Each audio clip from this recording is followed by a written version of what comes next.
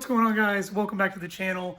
In the last video, I got the oil pressure and the boost gauge installed on the Evo. All of the lines are ran. The only thing that's actually not connected up is the oil pressure sensor. I don't have that connected to the block yet because I need to drain the oil to do that. Like I said, all of my lines, all of my wires are ran. I've just got to get the gauges installed in the pod. You can't use the little brackets that it comes with to install these things because of the way the pod is set up. So I've got to figure out a way to get these things to stick inside of there. We also went to Race Wars last weekend. So before I get installing the pod, I'm going to leave a little bit of footage of that. Stay tuned.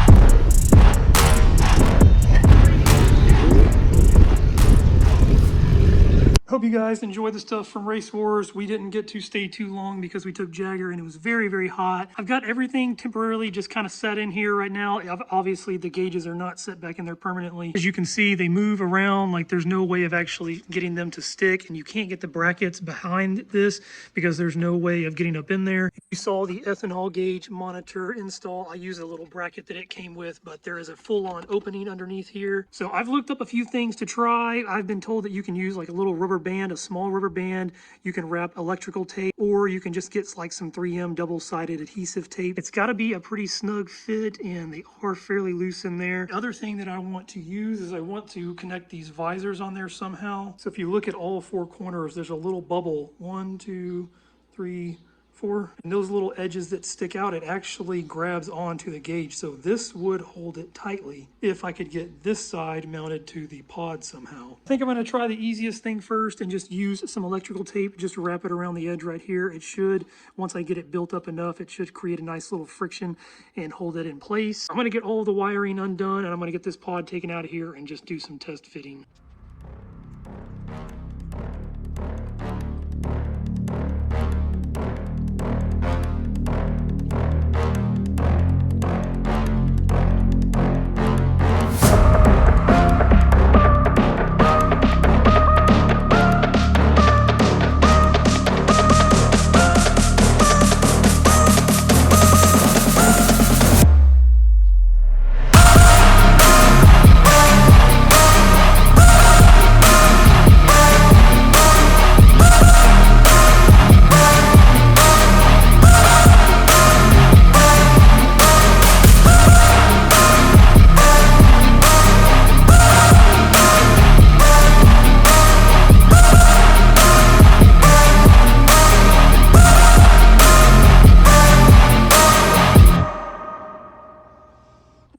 Well, that did not take long at all. I'm really happy that worked out. I'm always used to running into problems, but that actually worked out perfect. I tried my little 3M piece over here. I've got a whole nother roll of this, but this was actually too thick for it. And then I did 3 wraparounds, so 3 complete circles with the electrical tape on there. And literally, I mean, it's a perfect fit. It's nice and snug.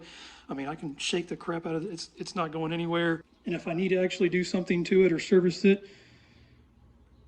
it comes right out of there. Now that this is figured out, I'm going to go ahead and knock out the other one over here and then get the wires connected back up.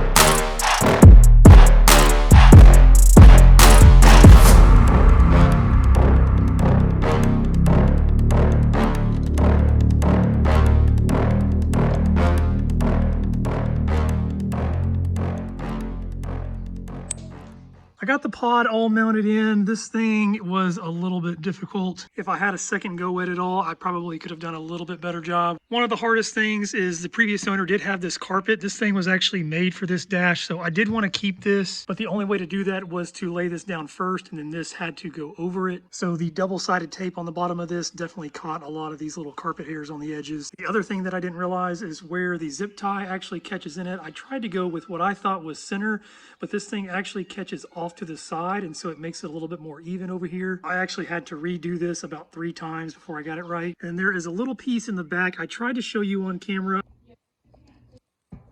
but I thought it was a clip that clipped into one of the little vent fins. It wasn't. It's just a little tab that sticks down on the back, and then he puts another piece of double-sided tape on there. Once that double-sided tape dries on there, this thing should be pretty solid. Like I said, this was a lot cheaper than other options, name brand options on the market, so you kind of get what you pay for. You kind of have to make it work. Overall, not bad. I'm going to go ahead and get all the wires plugged into the gauges and then fire this thing up and just kind of see how it looks.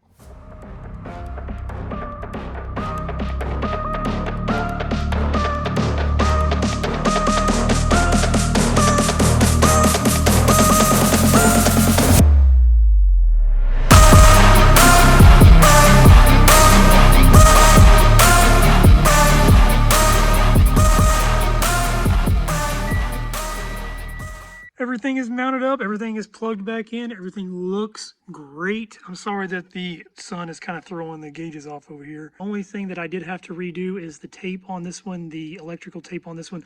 So it's kind of a one-time use thing. Once you wrap it 3 times, once you put it in there, it kind of bunches it up, and that's what holds it. So when you pull it back out, you have to take off the old electrical tape and then rewrap it again. But this is awesome. I'm glad to finally have these up there. If you didn't see the last couple of videos, I am not able to data log with the GlowShift wideband, so I am going to have to get another wideband gauge. I'm going to stick with this one to run in the car, and then I'll have just another one to tune with. This has been a long process. Like I said, I'm very happy to have these things mounted up. Everything looks good, so I'm going to go ahead and start trying to put the car back together. I've got a lot of panels taken apart. All of my wiring over here is cleaned up. I've got everything tidied up, but on the passenger side, I still have quite a bit to do over here. I'm going to work on getting all of the interior trim pieces put back on over here on this side, and then I'll work on tidying up the wiring over here on the passenger side.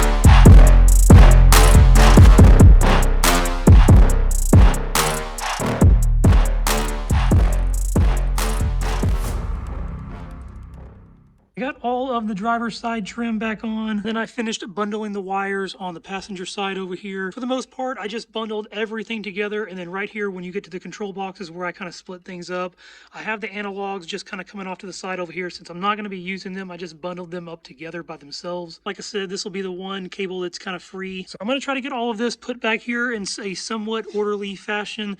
And then I'm going to get all of the interior pieces put on the passenger side.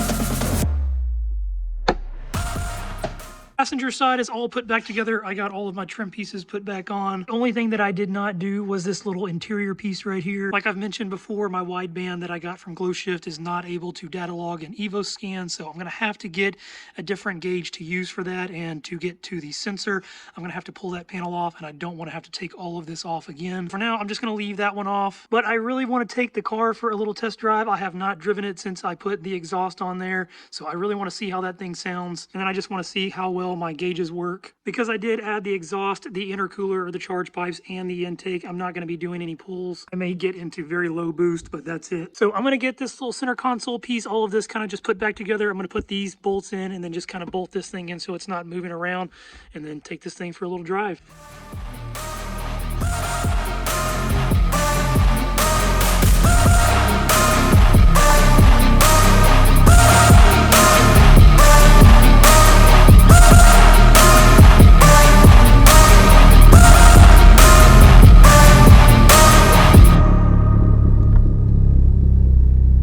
I haven't driven the car with any of the new bolt-ons yet.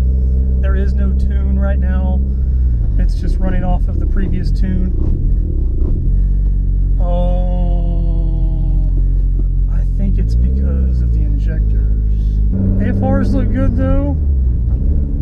It's kind of nice having my gauges again.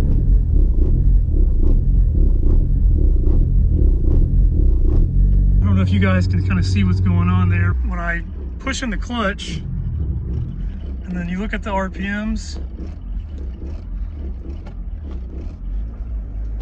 we take off again. So this is third gear. Push in the clutch, and it's bouncing.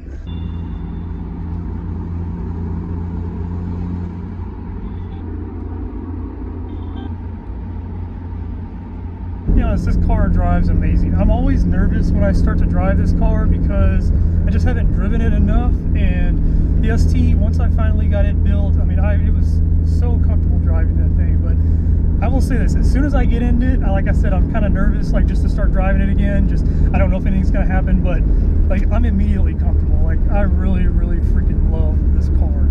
I'm super stoked too. The boost gauge is working. I'm not going to take it up too high, but you can see that it does get into the positive numbers there. That means I don't have any kind of crazy boost leak. It doesn't mean that I don't have a small boost leak, but I will figure that out when I get this thing tuned. You wouldn't think anything of it, but the little visors that these gauges come with work so well. I don't know if you can tell on camera, but in person, they definitely do their job. I was so nervous about this thing flopping around, but I'm hitting it and it is not moving. I love the gauge pod.